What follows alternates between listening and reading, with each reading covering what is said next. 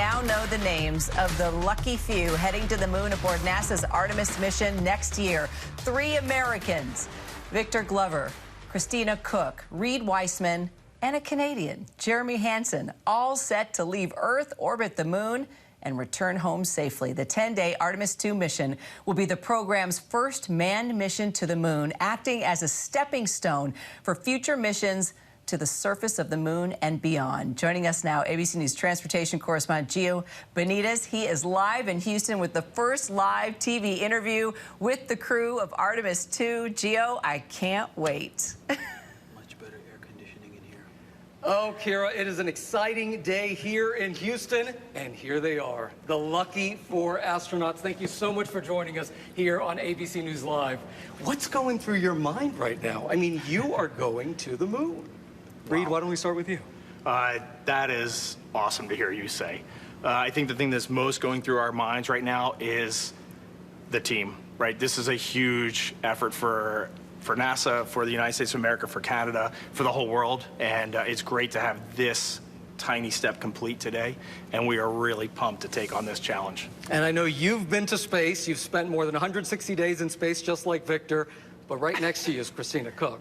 And Christina Cook, you've spent over 320 days in space. That's true. I was privileged to have a very long mission on the ISS. And here you are a record breaker, and now you're going to break another record because we're talking about humans going farther than humans have ever gone before.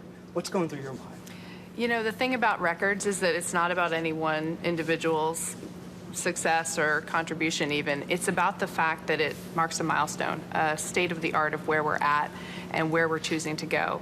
I always say my biggest hope for any record is that it's broken as soon as possible, because that means we're continuing to push the boundaries, we're continuing to go as a team, and I look forward to the day that we continue to break boundaries even at the moon.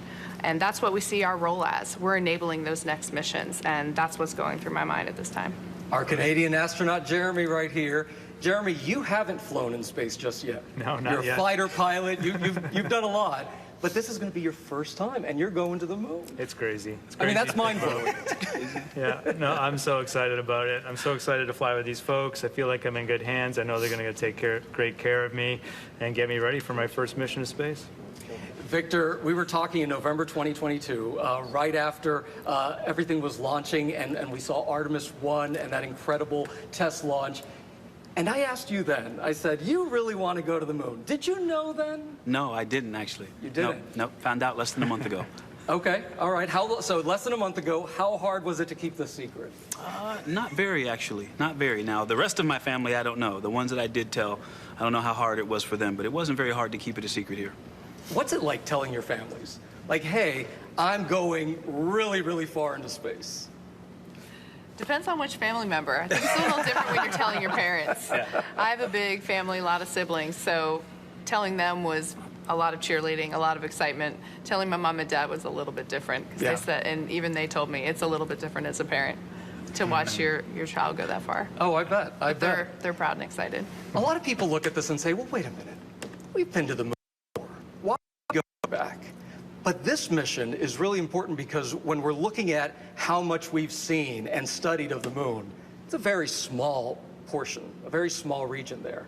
And now we're getting to a place where we could potentially find renewable resources there on the moon, right, Reed? Absolutely. We are using the moon, just like we're using the International Space Station in orbit right now. We're using the moon to get us to Mars, to get humanity expanding out into the solar system. That is really what the entire Artemis program is about, is going and learning how to use resources on the moon to get us to Mars, how to live and work on the surface of the moon. Jeremy, you're a mission specialist on this trip. What is it that we're going to be doing on this mission that's just so important for the future of human spaceflight?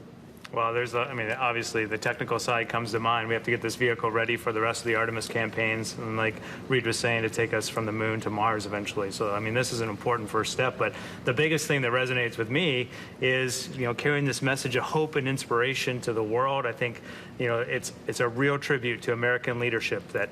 Because the United States did not need Canada to go back to the moon. They decided to intentionally invite an international partnership to go back to the moon, and they've lifted Canadians up, and they've challenged Canadians. Canadians are rising to that challenge. I love it. I think that is an important example for the globe today.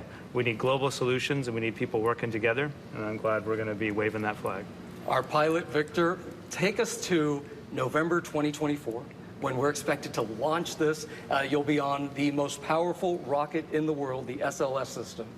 What's that going to be like? Because you're not going straight to the moon, right? That's correct. That's correct. Well, you know, launching from Kennedy Space Center in Florida is an amazing opportunity. We'll suit up in the astronaut crew quarters, and we'll ride out to the launch pad and see that 300-plus foot tall rocket on the launch pad. And then we'll get suited up with the closeout team and strapped in, and we'll have a countdown. And then we will actually spend the first day in orbit around the Earth. We'll go into a different few trajectories, but we'll be, you know, from a couple of hundred miles to up to 40,000 miles away from the Earth, testing out systems on the first day. And so we can always come back to Earth. And then if things look good on that first day, we'll take the 4-day trip to the moon, around the moon and back. Excellent. Christina, what's your message to everyone watching this? Because this is something that we're going to have the first woman and the first person of color to go around the moon, and eventually that's the same goal once we land on the moon. What's your message to folks watching this? Absolutely. I think when you say, you know, we've done this before, we actually have never done this before. We've never gone to the moon to stay, and we've never gone to the moon in an era where we know how important it is to go for all and by all. And that's what it means to me. The fact that we are truly answering humanity's call to explore if we represent all of humanity. We recognize how important it is that every single person who has a contribution to make is going to be able to make that contribution, and our missions will be more successful as a result. Oh, see, already teamwork. Show folks what you were doing right there. Right away. See, that is what we're talking about, and that's what's so special about the astronaut program. And that, I think, is what's so special when you're watching there in the audience. We saw those children who were out there looking at you guys, and they were on a field trip. What a field trip, by the way. And when they were there, that's what this is really all about, right? It's about the future of humanity and the future of where we're going, not just as Americans, but human beings, right, Reed? Absolutely. We joke none of the four of us were born when Gene Cernan and Jack Schmitt left the moon in 1972 as the last humans to ever step foot on it. And it is awesome to be a part of this new generation, the Artemis generation. It was great to see the school kids in the audience. It was great to see our own kids really fired up and happy, excited about this. And those kids are going to remember where they were today. Yeah. And it's so cool to think that we had a part in that. We were just a coincidence in their day, but they will never forget it. Have you already thought about what you're going to be taking with you? I'm taking my Canadian. I'm taking my classmate. Yes. Yep. What do you want to tell Americans, Victor? Because so many people have been watching you. I saw when you got on that stage, people were applauding at you because you are such a rock star for the astronaut program. What do you want to say to folks? I want to, one, say that I hope that you have all the faith you should have in this crew. We're going to do our best to make you proud. And I hope that this mission can continue to serve as inspiration to do great things. You know, the administrator says it makes humanity rise to the occasion to do challenging things together. And I hope that we can also be an inspiration for cooperation and peace, because the world sure needs as much of that as it can these days. Absolutely. What's it like to actually train for this? I mean, this is not something we've been used to, right? 51 years. What's it like to actually train for this, Jeremy? Well, I think the key aspect to realize is that we're actually going to be doing testing and development throughout our training flow to get this vehicle ready. We're just going to integrate into the team, and we're going to try and figure this out together. We know that we're going to bump up against challenges and unknowns and things that we're not quite sure how to solve, and then we're going to tear that apart and figure out how to do it. And we love that stuff. Yeah. We eat that up. I call it the frustration of exploration. The frustration of exploration. All right, we have 2 minutes left, just one by one. I just want to know, what are you most excited about with this particular mission? I think we would say we're so excited to take humanity with us. We would be lying if we didn't say we want to be 8,000 miles from the moon, look out the window, see the moon, and look back at all of us, every one of us on that planet, 7 billion people. It's going to be about the size of a golf ball out the window when we're on the far side of the moon, and that is going to just take our breaths away. Christina?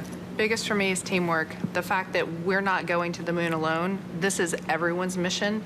Every single day that I have a chance to work with the engineering teams, the leadership teams, anyone whose mission this is and who's dared to dream, who's ready to explore, who's curious, those are the people I'm excited to be on the same team as. Jeremy?